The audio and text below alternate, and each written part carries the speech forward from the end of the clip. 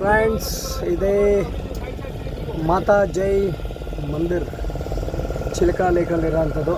ಬೋಟಿಂಗಲ್ಲಿ ಬರಬೇಕು. ನೋಡಿ, ನಿಮಗೆ ಎದುರುಗಡೆ ಬೋಟ್ ಕಾಣ್ತಾ ಇರೋದನ್ನೇ ನಮ್ಮ ಹೌಸ್ ಬೋಟ್ ಅಂತ ಏನು ಹೇಳ್ತೀವಿ, ಅದು ಹೌಸ್ ಬೋಟ್. ನೋಡಿ, ಹೌಸ್ ಬೋಟ್. ಎದುರುಗಡೆ ಕಾಣ್ತಾ ಇರೋದೇ ದೇವಸ್ಥಾನ.